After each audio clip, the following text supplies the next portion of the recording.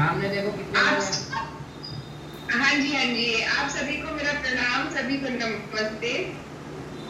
और माता जी। मेरा नाम डॉक्टर है। अच्छा माता जी है, प्रणाम मैम। हम्म। नमस्ते नमस्ते चलो अब शुरू करो। जी। मेरा नाम डॉक्टर सिंधी त्यागी है।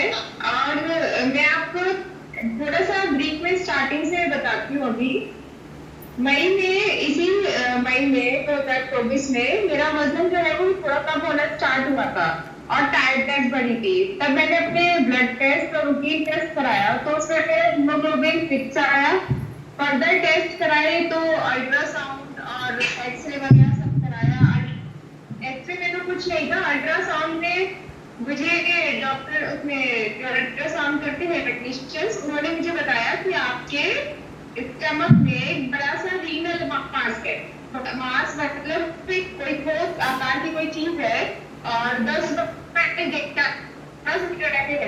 तो उन्होंने कहा कि आप प्रिपेयर रहिए, आप बिल्कुल तैयार रहिए, आपका जो है तुरंत सर्जरी के लिए तैयार रहिएगा।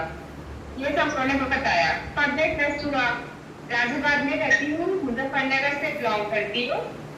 तो फर्दर टेस्ट हुई तो एलोपैथिक में जैसे हो जाता है, सीटी स्कैन कराया, पेट स्कैन कराया। फिर सर्जरी में कहने की अभी सर्जरी कर देनी चाहिए, सिर्फ 10 दिन का आपके पास समय है। आप मतलब यही था उनका कि हम आपको 10 दिन भी रोकने के लिए, होल्ड करने के लिए नहीं कहेंगे। विद इन 10 दिन आपका सर्जरी हो जाती है। फिर डॉक्टर्स को कॉम्प्लिकेशन थे, क्योंकि जैसे जो किडनी होती है वो किडनी ऐसे इस शेप की होती है, जैसे ताजमहल का दाना होता है, तो उसने लेफ्ट वाली किडनी को ऐसे, वो आंतों से चला ट्यूमर, और वो ऐसे हो गया। किडनी को उसने ऐसे ऊपर की तरफ शिफ्ट किया हुआ। तो तीन तीन चार डॉक्टर्स को, एम्स में भी हमने बात करी, मेरठ में भी बात करी, आयुर्वेद हॉस्पिटल है, मलय शर्मा की, उनसे, उनके पास बहुत अच्छी जीडीपी की एक डॉक्टर है जो जीस्ट की है, और ऑनको सर्जन है। जीस्ट मतलब गैस्ट्रो इंटेस्टाइनल स्ट्रोमा ट्यूमर, एक ट्यूमर जो आपके आंतों पे होता है, उसको हम कहते हैं मतलब गैस्ट्रो इंटेस्टाइनल। तो उन्होंने भी बोला, कैलाश पे वाले डॉक्टर ने भी, सबका एलोपैथिक वाले डॉक्टर का सबका सेम स्टेटमेंट रहा कि लेफ्ट किडनी सेक्रीफाइस होगी, लेफ्ट किडनी जाएगी। फिर वो एक नतीजा क्या है कि हम बायोप्सी कर लेते हैं, और बायोप्सी के बाद फिर हम कीमो देखेंगे, बायोप्सी करके किस तरीके की सेल्स है, और कीमो करेंगे। कीमो के बाद अगर साइज छोटा हुआ, तब हम कभी नवंबर में जैसे भी है अकॉर्डिंगली उसके अनुसार जो है फिर हम सर्जरी करेंगे। इसी बीच से जो सचिन भैया है, ये मेरे भाई इन्हीं के डिपार्टमेंट में है, दोनों एक ही डिपार्टमेंट में एजुकेशन सिस्टम से बिलोंग करते हैं। तो इनका कांटेक्ट था मेरे ब्रदर से, तो ये मेरे कांटेक्ट में थे। मैंने जैसे इन्होंने मुझे बताया, मैं एक साइंस की स्टूडेंट हूँ, और मतलब मैं टीचर अपने आप को स्टूडेंट ही कहता है, मैं इसलिए स्टूडेंट कह रही हूँ, ऐसे मैं टीचर हूँ। तो जैसे तो मैं जानती हूँ इसके नुकसान कितने, एलोपैथिक के बायोप्सी का क्या रिजल्ट है, वो सब मुझे समझ में आता था। और तो सचिन भैया मुझे बार बार कह रहे थे कि भाई तुम ये बायोप्सी के वगैरह के चक्कर में मत पड़ो, क्योंकि ये इन्होंने पूछा हुआ था उस सब चीज को। उन्होंने कहा बायोप्सी के चक्कर में मत पड़ो, इसने कुछ नहीं रखा है। और वो कुछ 70 दिन हिमाचल में रह के आए थे इन्हीं शिविर में, तो उनको बहुत फायदा हुआ था। आप सबको उन्होंने अपना भी बताया होगा, वो कैसे गए थे, ये सब उन्होंने मुझे भी बताया मोटिवेट करने के लिए। प्लस ये कि हाँ, सुनील अंकल है, वो अंकल मैं बोलती हूँ है तो मुझे जैसे गुरु ही है जैसे, तो उन्होंने उनके बारे में बताया कि उनसे मुझे मोटिवेशन मिला। 23 मई को, 18 से 23 मई में मेरे सारी चीजें हो रही थी। 23 तारीख को मुझे बायोप्सी करानी थी, मैं हॉस्पिटल से सिर्फ कुछ किलोमीटर की दूर गई। तो सब कुछ हो गया था, सारी चीजें फाइनल थी। भैया का फिर फोन आया, और ऐसे टाइम पर आया जब मैंने सोचा था उनके बारे में। मैंने बस इतना सोचा कि भैया से बायोप्सी के लिए बात की गई, क्योंकि 24 घंटे से मेरी उनसे बात हुई थी, उससे पहले उनसे बात हो रही थी। फिर मैंने पैट स्कैन, में पैट स्कैन वगैरह कराया, उस सब में लगी रही। इनका फोन आया, मैंने कहा तू पागल है कि उससे पहले जाएगा, बहुत बुद्धि है, जैसे उन्होंने जैसे डांटा। तो बेटा अपने भाई से कहा तो अभी मुझे गाँव की तरफ मुझे लेके चल, मुझे हॉस्पिटल नहीं जाना, मुझे कोई बायोप्सी नहीं कराई। मैं भैया के गाँव गई थी 23 तारीख में, 24 महीने में हिमाचल, 24 मई से लेकर के और 2 अगस्त तक मैं और मेरी मम्मी, उनको भी बहुत फायदा हुआ, साइड बाय साइड गए तो मेरे लिए नहीं, लेकिन मुझे भी बहुत फायदा हुआ, वो मैं आपको अभी थोड़ी देर में बताती हूँ।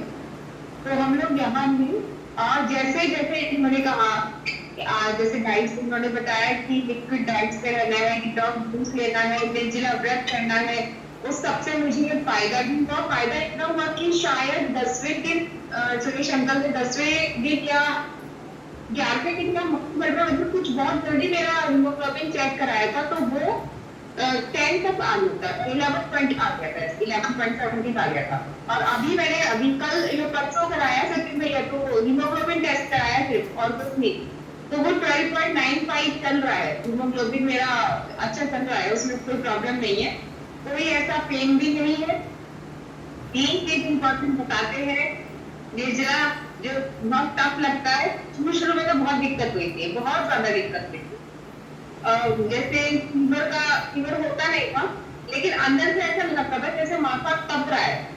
तो फिर मुझे आनंदी माँ ने और सुरेश अंकल ने सब लोग गाइड करते हैं, मतलब आध्यात्मिक रूप से भी करते हैं, शारीरिक रूप से भी। आपका एक तरह से हर तरफ से ये ट्रीटमेंट आप कह सकते हैं, मतलब उस चीज को तो वो आप सुनते रहते हैं, मोटिवेशन भी देते हैं। तो इन्होंने बताया कि आप ठंडी पट्टी रख लो माथे पे, पेट पे ठंडी पट्टी रखो, गले में रखने के लिए भी उन्होंने बताया था, माथे पे ज्यादा जहाँ दिक्कत है, जहाँ तकलीफ है। और अभी का मैं आपको बताऊं तो आप खुद सोच लीजिए, जैसे हम स्टार्टिंग में एनिमा करते हैं, मैं आपको अभी 2-3 दिन का एक्सपीरियंस बताती हूँ। अभी मेरी माँ से भी बात हुई है, वो भी शायद पहली बार इसमें गई थी। तो ऐसा लगता है स्टार्टिंग में 10 दिन 12 दिन में मुझे भी लगा था कि क्या क्या हो रहा है, ये एनिमा एनिमा एनिमा हद हो गई है यार, कहाँ क्या कुछ हो रहा है, निकल रहा है, ये है ऐसा कुछ नहीं, ऐसा कुछ भी नहीं। आपको पता भी नहीं चलेगा, 90 दिन 100 दिन कितने दिन बाद भी जो है गंदगी जो है वो निकलती रहेगी और आप उसको देख भी नहीं पाओ, इस तरह निकलता है। हमें लगता है कि वो साफ है, लेकिन साफ नहीं है। उसकी बुक भी वहां उधर हिमाचल में लाइब्रेरी में बनाई हुई है, वहाँ जो गुरुजी है जिनका ये सिस्टम है, जो उसको चलाते हैं बीवी चौहान जी, उनकी बुक्स भी मैंने पढ़ी, उनके बारे में भी पढ़ा, उनका भी है, उनकी भी जो वीडियोस मैंने शायद आपको दिखाई भी होंगी, आप देखिएगा जैसे भी सेम यही उन्होंने यही हमें बताया। उनको उस वीडियोस को देख के भी मुझे लगता था कि अगर ये कह रहे हैं, इतने दावे से बार बार कह रहे हैं कि किसी चीज में आप केवल आप योगा करो, ये करो, इसमें कुछ नहीं है, एनिमा इम्पोर्टेंट होता है। ये बात तो मेरे आज सुबह के ही एक्सपीरियंस से मैं आपको लेटेस्ट बता रही हूँ, जबकि मैंने अभी तक, और मैं खाने वाली भी नहीं हूँ आगे से, मैं प्रॉपर चपाती इन्होंने भी लाई की वेगन हूँ, कोई डेयरी का कोई प्रोडक्ट नहीं, कोई एनिमल प्रोडक्ट नहीं, कुछ भी नहीं, वो सब कुछ भी नहीं देखी, कोई सॉलिड का तो कोई मतलब नहीं है, कोई पका हुआ खाना नहीं है। और अब मुझे ये इन जूसेस पे स्ट्रेंथ आ रही, कई बार होता है एकदम लो जाते हैं, फिर हाई, फिर लगता है क्या पता नहीं कहाँ फंस गई जान, लेकिन ये रास्ता सेफेस्ट है, सबसे सरल, आप इसको ढूंढ सकते हैं अभी के लिए, क्योंकि अगर तीनों पैसे वाले रास्ते पे अगर आप गए या कुछ भी किसी भी पेज पे, तो फिर मेरी बात है, मैं नॉर्मल भी आपको बीपी शुगर थायराइड इन सब के लिए भी मैं बता रही हूँ, वो भी वो आपके लिए नुकसानदायक है।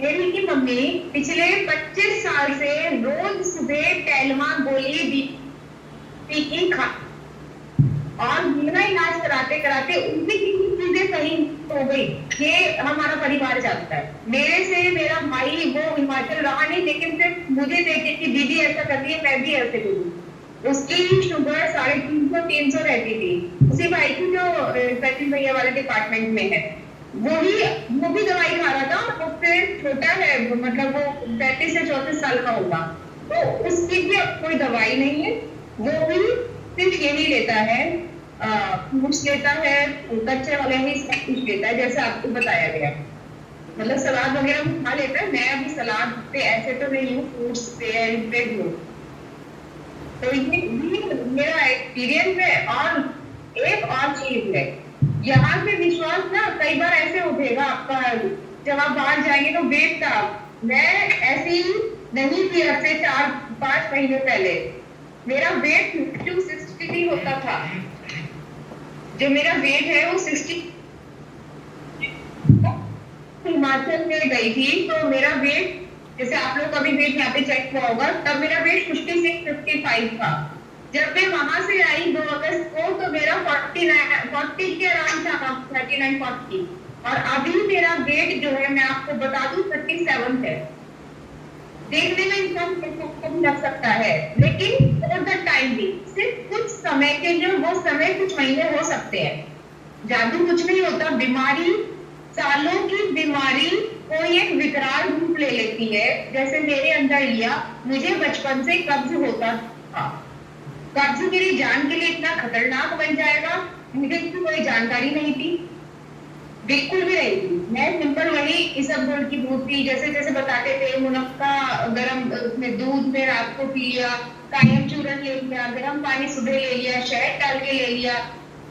वो चीज निकलने की जगह वो मुझे अब लगता रहता है कि अहमियत खुद नहीं पता चला कि कितनी जमती रही। ये मैं आपको अपने पूरे विश्वास से बता रही हूँ।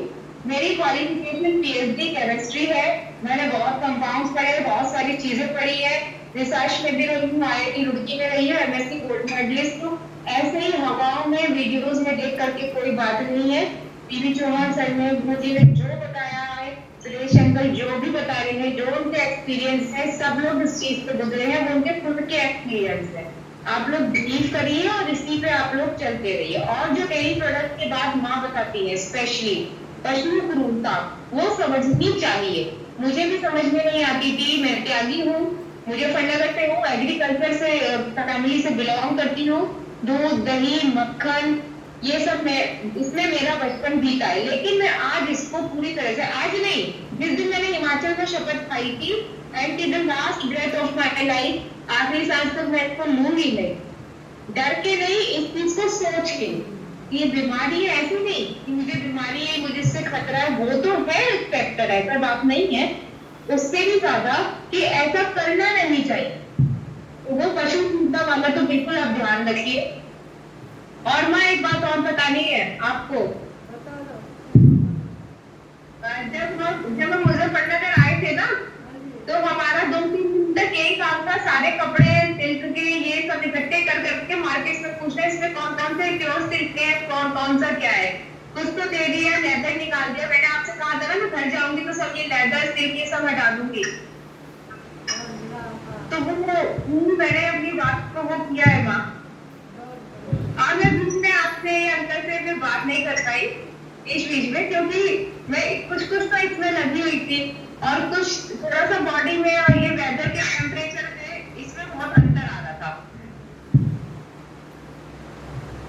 अभी मैं बहुत बेटर हूँ, और मुझे कोई कोई चार्ज नहीं है, ना मुझे कोई डर है कि मुझे जाकर के अपना सीटी स्कैन या पैट स्कैन या किसी डॉक्टर की सलाह लूं, कोई जरूरत ही नहीं। एलोपैथिक हमारे देश में भारतीय संस्कृति के हिसाब से एलोपैथिक पहले थी भी कहाँ, और ये सब तो पहले भी होते होंगे, ऐसा तो नहीं है। लेकिन जो ऑटोपैथी जो सचिन भैया करते हैं, इन्होंने 7 दिन 9 दिन का लगातार निर्जला करा, मैंने भी करा था, मुझसे 3 दिन से ऊपर हुआ नहीं, लेकिन मैंने जैसे 3 दिन कर लिया, फिर 3-4 दिन का कुछ नॉर्मल पानी पे भी मैं रही, लंबा समय नींबू पानी पे रही, और शायद इतना इतना कि आधा, इतना आधे से भी आधा गिलास लगा, ऐसे जरा जरा काफी टाइम है। तो ये अप्स एंड डाउन, ये उतार चढ़ाव या जिनको बाहर बोलते हैं, ये सब चीजें आएंगी, भयंकर तरीके से आएंगी। फिर वमन क्रिया भी मुझे बताई गई, मेरा सर ऐसे चकराता था, मतलब कई बार जैसे अंकल को भी गुस्सा आता था, क्लास लेने आती हो, क्योंकि वही टाइम पे कई बार ऐसा होता था, एनिमा भी कर लिया, फिर उसके बाद में उल्टी का मन हो रहा है, अजीब सा हो रहा है, उन्होंने वमन क्रिया सिखाई। तो बहुत मन से, लगन से आनंदी माँ और सुरेश अंकल के, सचिन भैया, ये जो भी यहाँ पर आप लोग के साथ में जुड़े हुए हैं, मेरी तो बहुत मदद करी है। हम ये तब करते हैं, बस इनके साथ जो है, जैसे ये चलाए उंगली पकड़ के, अपना हाथ थमा दो पूरा, और विश्वास के साथ इनके साथ चलते रहो। कभी कभी अंकल के थोड़ा दुख गया, कुछ ऐसा हो सकता है, उनका थोड़ा सा मिजाज थोड़ा सा वैसा है, लेकिन वो वैसे बहुत अच्छी है, वैसे बहुत ही अच्छी है। उन्होंने मुझे बिल्कुल बच्चे की तरह मेरी एक बार उन्होंने ऐसे देखभाल की है। जैसे मैंने पहले भी अपने एक वीडियो में कहा था, जैसे एक माँ अपने बच्चे की मालिश करती है, अंकल ने ऐसे किया था। तो मेरे अंदर तो उनके लिए माँ का भाव है, और मेरे फादर ने तो फादर का भी मतलब है, वो फील आपको आ जाएगा। जैसे आप पूरा अगर आप अपने आप को समर्पित कर देंगे, तो ये लोग भी तुम्हें समर्पण से तो कर ही रहे हैं, ये और ज्यादा खूबसूरत होता है। बहुत अच्छा। अब आपको जितने भी आप लोग पूछ सकते हैं, मैं तो आपको इतना ही कहना चाहूंगी, पूरे विश्वास से आप लोग करिए, कुछ नहीं है और कोई भी चीज नहीं है, बीमारी कुछ नहीं है। आप यहाँ आके इससे ज्यादा सौभाग्यशाली होने की और कोई बात नहीं। इससे ज्यादा सौभाग्यशाली अगर होना है तो यह है कि आप 100% विश्वास और कर ले और करते रहे। बहुत अच्छा चलिए। कोई सवाल हो किसी का? मुझे चार्जर देना, मेरा चार्जर। आज कोई सवाल नहीं है। आज अच्छा, ठीक है सिम्मी, थैंक यू, बहुत अच्छा लगा। और ऐसे ही जो है ना लोगों को बताते रहो और आगे बढ़ते रहो। जी जी भैया जी।